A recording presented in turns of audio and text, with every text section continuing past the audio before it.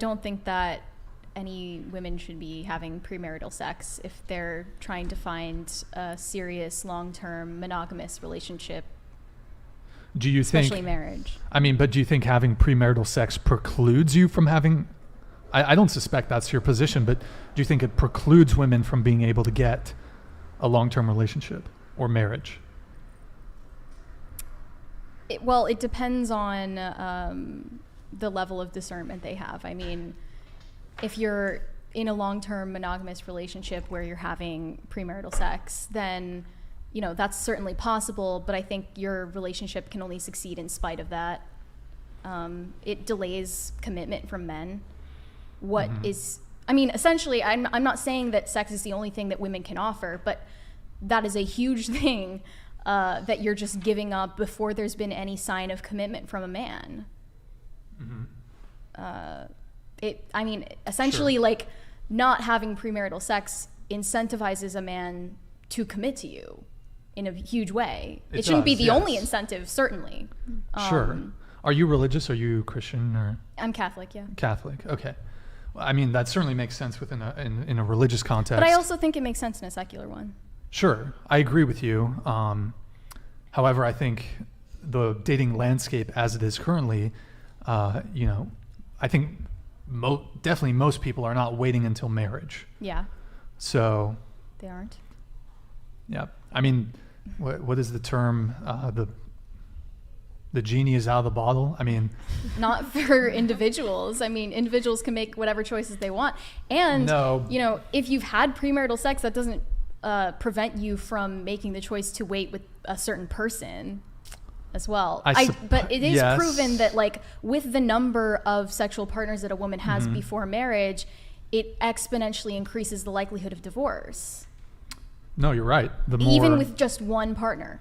And two, like, low body counts. Yeah. Well, the more premarital sexual partners you have, the greater likelihood of reporting relationship dissatisfaction, the higher likelihood of infidelity, higher likelihood of divorce. Yeah. So I'm not like a statistician or whatever. I mean, they've done studies on it. Yeah. They've definitely done studies on it.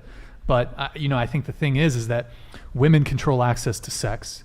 So women dictate whether there is a hookup culture or not. Yeah. So while men, to some degree, and really it's the top tier of men, the top 10, top 20% of men, to some degree obviously play into it. Men will obviously welcome easy access to sex. However, at the end of the day, women are the ones who decide when sex happens. Yeah. So if we want to see us straying away from a hookup culture, women are going to have to lead the charge on that. I think men perhaps have some, if you want to be really tradcon, you can say men have some role in terms of being leaders in that realm, but the difference is men have different sexual strategies. So, and this is on a biological evolutionary level.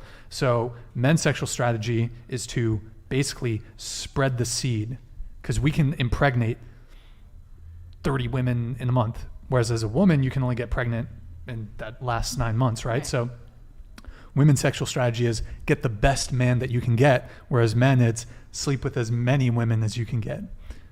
In terms of a sexual strategy. Now, in terms of having children, obviously men are going to want to have, want to be there to raise the child, but that's a different conversation. But the way the dating landscape is that men are not really incentivized to commit, because women will have sex with a dude on the first, second, third date. Yeah. I don't necessarily think that's, I don't think that's necessarily wrong, but that would explain where we find ourselves with hookup culture. And I don't think men or women are particularly satisfied with the status quo. No, they're not. I don't think they're willing to admit maybe the reasons why they're not satisfied with the status quo of dating right now, because it requires them to look at their own behavior. Does anyone on this side of the table would like to say anything? No. Oh, Jesus Christ. No? All right.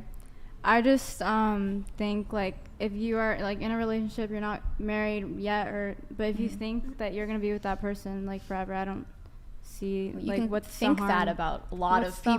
What's the harm in, like, having sex before marriage? you can think that you're going to be with a lot of different people forever, and you can't just go off of emotions. Like, they can be very deceiving. And, you know, even loving someone can't always last forever. Hold on. Super chatted $99.99. Thank you, man. A woman decides when sex happens, but a man decides who he marries.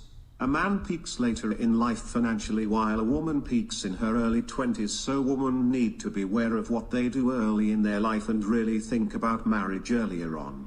Yeah. Yo, HM, thank you for the big $100 super chat. Really appreciate it, man.